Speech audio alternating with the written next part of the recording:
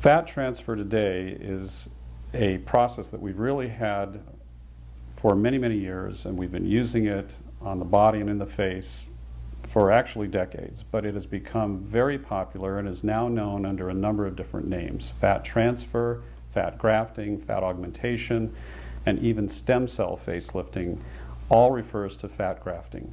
For some reason, we lose all of the facial fat as we age, probably beginning in your 30s and accelerating into your 7th, 8th, and 9th decades of life.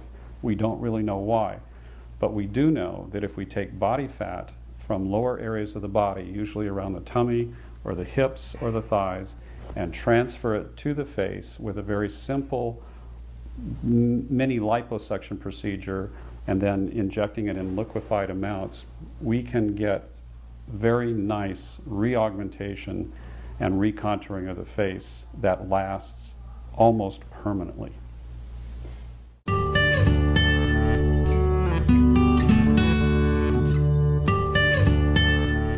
We have a number of before and after photos that we can refer to that illustrate and demonstrate exactly what we're talking about. In our first patient, we can see that the before photo shows very hollowed out orbital areas with a lot of bone showing through, very deep orbital, what we call depressions or tear troughs, and even the cheek is very flat. In the after photo, you see that after re-augmenting that with our fat transfer procedure, we've increased the three-dimensional volume and the beauty of how nicely the soft tissue stands out. And most of these photos are done with very minimal other cutting, lifting techniques. Most all of the changes you see are strictly from the volume enhancement.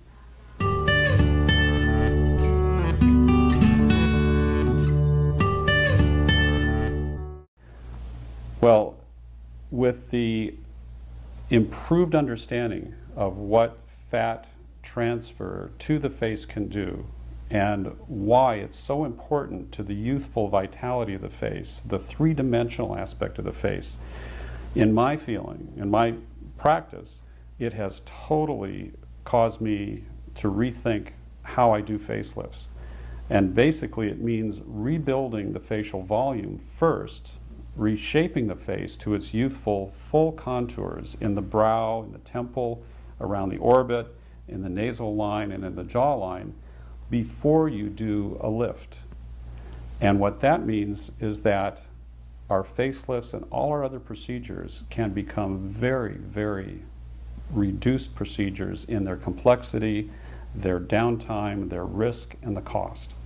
And I think that that has completely changed the landscape of how I view facial surgery.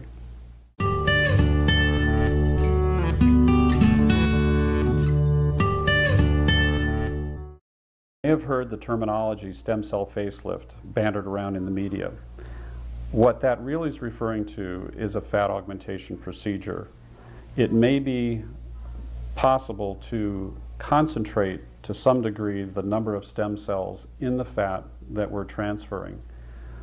At this point though, in the United States and around the world, when you hear stem cell facelift, you're really talking about a fat transfer with the stem cells that come with it.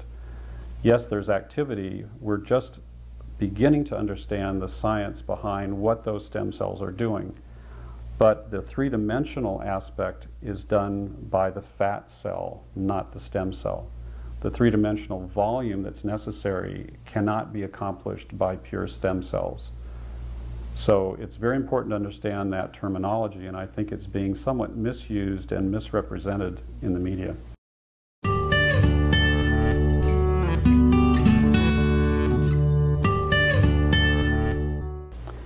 There are a number of excellent resources on the internet that will give you a much more reliable information source than generic media or infomercials.